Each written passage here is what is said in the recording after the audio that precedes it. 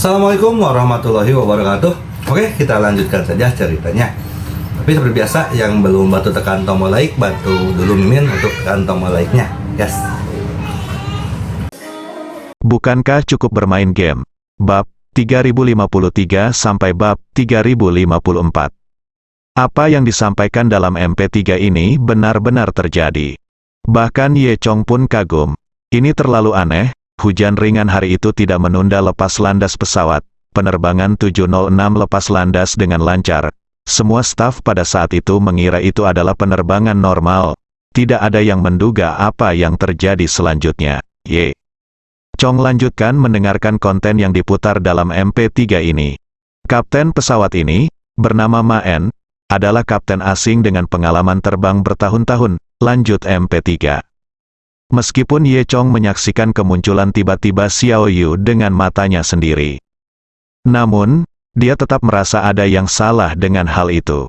Sekarang setelah dia mendengar informasi lain, Ye Chong masih perlu memastikannya. Ye Chong melihat bahwa pesawat lepas landas secara normal dan melakukan perjalanan di ketinggian dengan aliran udara datar. Beberapa pramugari sedang menyiapkan makanan dan minuman di kabin kerja pesawat. Ye Chong menekan tombol panggil, seorang pramugari yang berdiri di pintu menerima panggilan Ye Chong dan menoleh untuk melihat Ye Chong. Ye Chong juga memandangi pramugari itu. Pramugari ini bertubuh ramping, mengenakan seragam kotak-kotak merah, rambutnya disisir ekor kuda, kulitnya putih, dan penampilannya menawan. Dia membuat isyarat malu, meminta Ye Chong menunggu. Karena dia sedang bersiap untuk memanaskan makanan dan ingin menyelesaikan pekerjaannya sebelum pergi. Secara umum, ketika menghadapi situasi seperti ini, apalagi permintaan dari wanita cantik, kebanyakan orang akan menunggu beberapa saat. Namun, Ye Chong tidak terlalu peduli sekarang. Dia sedang tidak berminat untuk berpura-pura menjadi seorang pria sejati. Waktu sangat mendesak dan dia harus segera menyelidiki masalah ini. Jadi Ye Chong membunyikan bel panggilan lagi. Kali ini, pramugari tidak punya pilihan selain datang duluan dan menangani masalah Ye Chong. Pramugari ini telah menerima pelatihan profesional dan tidak marah ketika Ye Chong memanggil mereka. "Tuan, apa yang Anda perlukan? Ada yang bisa saya bantu?" Suara pramugari itu lembut, dengan senyuman di wajahnya. Meski senyuman itu natural, namun terlihat bahwa senyuman tersebut tidak tulus. Ye Chong tidak peduli dan langsung bertanya, "Izinkan saya bertanya, siapa nama kapten pesawat ini?" Senyum pramugari itu membeku, mungkin dia sudah lama menjadi pramugari dan menemui berbagai macam permintaan aneh. Tapi ini mungkin pertama kalinya dia melihat seseorang seperti Ye Chong. Lagi pula, ini bukan masalah besar, tapi dia justru mengganggu pekerjaannya dan memanggilnya. Memikirkan hal ini, pramugari itu terlihat agak jelek. "Maaf Pak, sesuai peraturan kami tidak boleh membeberkan nama kapten kapal," jawab pramugari itu masih berpura-pura sopan. Ye Chong terus bertanya, "Apakah namamu Ma En, warga negara asing?" Pramugari itu jelas tertegun sejenak, dan dia sudah mengkonfirmasi kata-kata Ye Chong. Namun pramugari tidak mengakuinya, melainkan berkata, "Pak, kami tidak akan menjawabnya. Silakan duduk dengan tenang di kursi Anda dan datang kepada saya jika Anda butuh sesuatu." Dengan itu, pramugari berbalik dan pergi. Ketika dia pergi, dia masih menggumamkan kata-kata yang tidak menyenangkan. Ye Chong juga tidak peduli. Meski pramugari tidak menjawab, dia sudah mendapatkan jawaban yang benar. Tampaknya konten dalam MP3 ini benar-benar terjadi sekarang. Meskipun Ye Chong tidak ingin mempercayai omong kosong seperti itu, setelah beberapa kali konfirmasi, itu memang benar. Ye Chong memakai headphone-nya lagi. Saat ini, program seperti talk show terus diputar di dalam. Menurut penyelidikan, setengah jam setelah pesawat lepas landas, seekor burung tersangkut di mesin kiri, menyebabkan mesin tidak berfungsi. Beberapa orang mengatakan bahwa ini terkait langsung dengan hilangnya pesawat. Ye Chong memandang ke arah itu. "Waktunya, saya tiba-tiba menemukan bahwa tepat setengah jam sebelum pesawat lepas landas."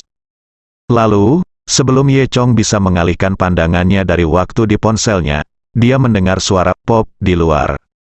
Posisi duduknya persis di tengah-tengah pesawat, dan sayap pesawat berada tepat di luar jendela. Ye Chong sepertinya melihat semburan bunga api dari sudut matanya. Ia segera melihat keluar dan melihat kepulan asap hitam keluar dari mesin di bawah sayap pesawat. Asap hitam dengan cepat menyebar tinggi di langit, dan kemudian semuanya kembali normal. Dari luar, sepertinya tidak ada yang aneh pada mesinnya. Namun, semuanya terjadi seperti yang dikatakan di MP3. Ye Chong mengerutkan kening dan menunggu selama 2 menit. Siaran pesawat tadi tidak merespon suara tersebut. Dan karena suaranya tidak keras, tidak menimbulkan banyak sensasi, kecuali Ye Chong, sepertinya tidak ada orang lain yang menyadarinya. Ye Chong menunggu sebentar dan menekan tombol panggil di pesawat lagi. Itu adalah pramugari yang sama tadi, yang datang dengan agak tidak senang. "Tuan, ada yang bisa saya bantu?" tanya pramugari itu. Ye Chong bertanya, "Apakah ada sesuatu yang dipasang pada mesin tadi? Apakah ada yang tidak normal pada mesinnya sekarang?" Pramugari itu tertegun selama 2 detik, lalu berkata, "Tuan, saya tidak mengerti apa yang Anda bicarakan tentang. Jika ada sesuatu yang tidak normal, kru kami akan mengetahuinya. Semuanya normal sekarang, yakinlah." "Benarkah? Apakah Anda yakin?" "Pergilah meminta instruksi kepada kapten dan tanyakan padanya apakah ada masalah dengan mesinnya," kata Ye Chong. Pramugari itu jelas sedikit tidak senang. "Tuan, tolong berhenti membuat masalah yang tidak masuk akal." "Mengapa ini membuat masalah yang tidak masuk akal? Saya melakukan ini demi semua orang di pesawat. Jika terjadi masalah dengan mesin, semua orang di pesawat-pesawat akan dalam bahaya," kata Ye Chong. Pramugari menjadi tegas, "Tuan, tolong jangan membuat pernyataan seperti itu lagi. Anda membuat panik. Pergi ke kapten untuk mengkonfirmasi," kata Ye Chong. Pramugari mengeluarkan walkie-talkie dan mengucapkan beberapa patah kata melalui walkie-talkie. Namun, pramugari tidak menemukan kaptennya, melainkan 2 pramugari di pesawat tersebut. "Tuan, jika Anda melontarkan pernyataan yang mengkhawatirkan seperti itu lagi, kami akan menempatkan Anda di bawah kendali hukum," ancam pramugari. Ye Chong menghela nafas dan tidak punya pilihan selain merentangkan tangannya. "Oke, maaf, saya tidak akan mengatakan apa-apa lagi." Setelah mengucapkan beberapa kata lagi, pramugari, dan yang lainnya pergi. Ye Chong duduk di kursinya, menunggu pramugari dan yang lainnya pergi, lalu dia melihat keluar jendela.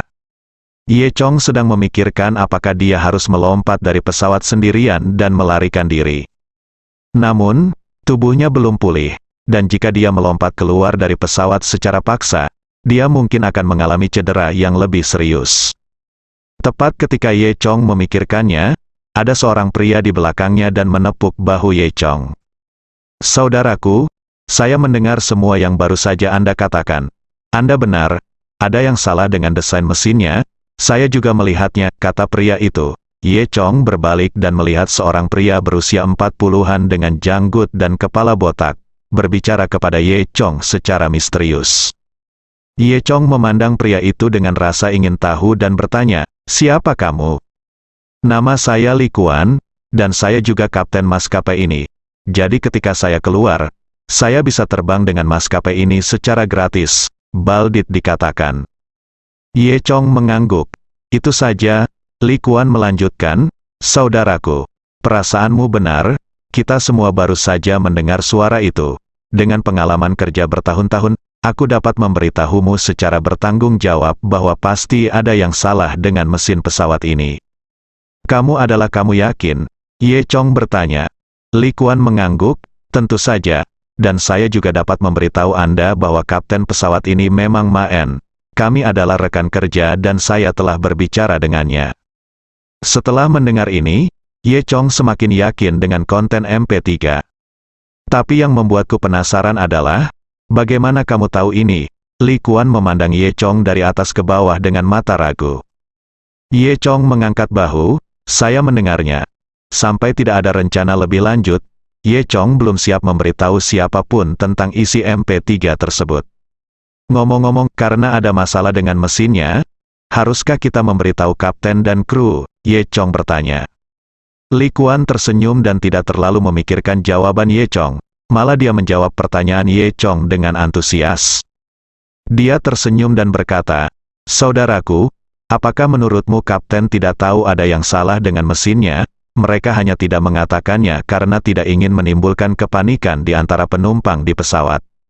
Ye Chong terdiam. "Sekarang, kita hanya bisa berdoa agar tidak terjadi apa-apa dengan pesawat." Li Kuan tampak acuh tak acuh, menyilangkan tangan di dada, lalu bersandar di sandaran kursi.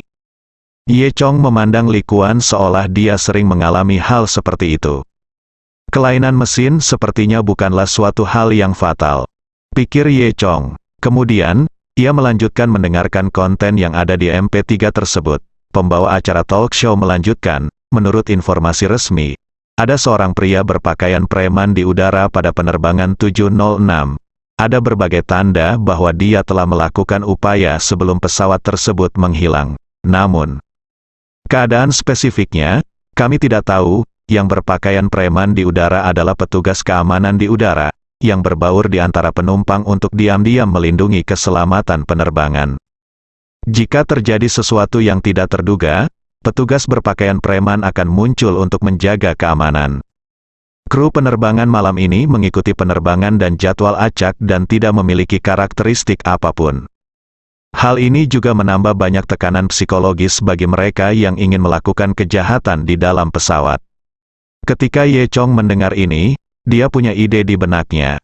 Karena pergerakannya sekarang dibatasi, menemukan pria berpakaian preman di langit mungkin dapat menyelesaikan masalah.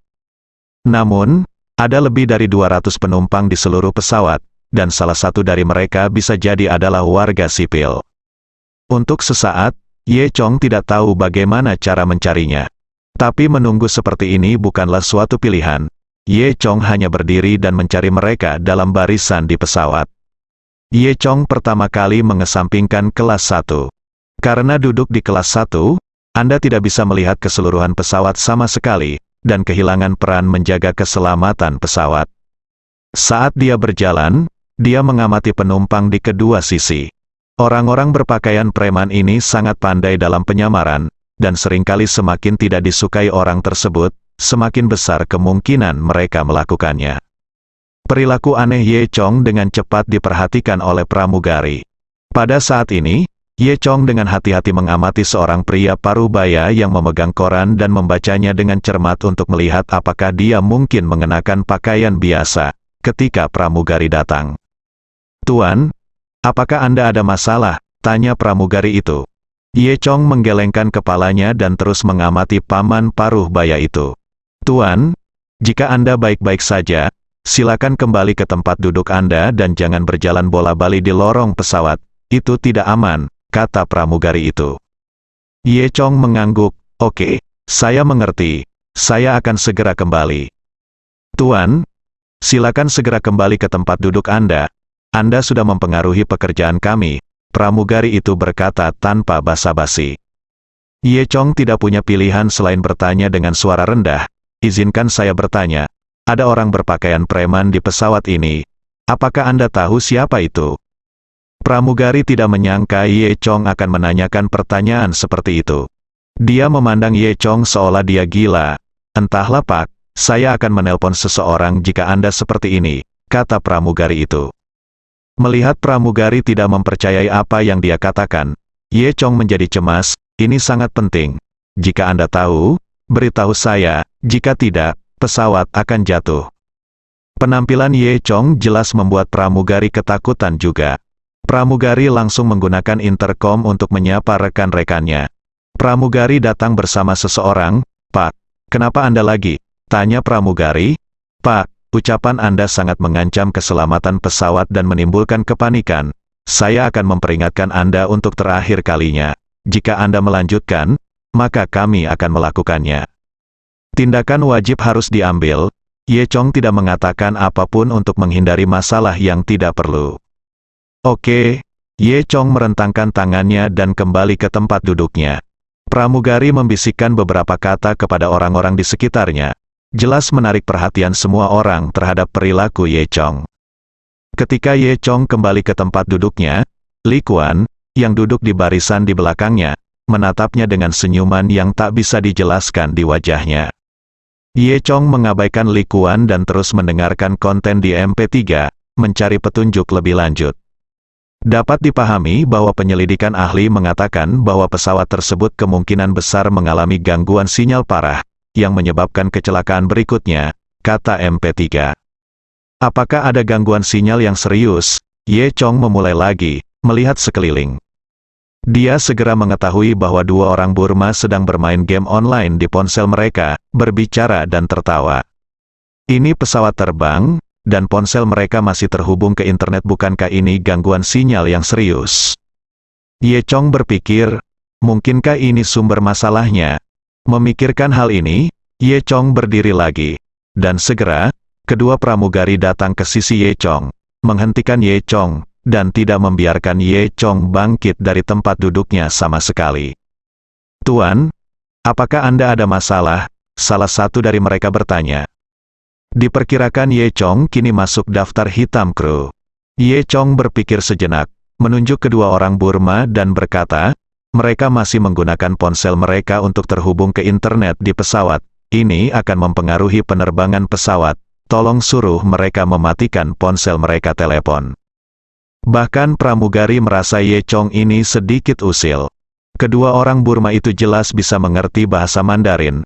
Mereka memandang Ye Chong dengan heran, bertanya-tanya siapa yang mereka provokasi. "Apa yang terjadi? Tidak bisakah kita bermain-main saja?" Salah satu dari mereka berkata dalam bahasa Mandarin yang tidak standar sambil merentangkan telapak tangannya. Seorang pramugari segera meyakinkan orang Burma, "Maaf, silakan lanjutkan. Ini bukan salah Anda." Yang lain mengatakan kepada Ye Chong, "Tuan, kami terbang jarak jauh, pesawat dilengkapi dengan hotspot, dan telepon seluler bisa terhubung ke hotspot di pesawat." Ye Chong tercengang.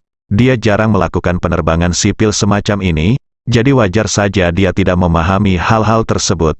Orang-orang di sekitarnya melirik kaget. Ye Chong duduk kembali di kursinya dengan marah, bersambung.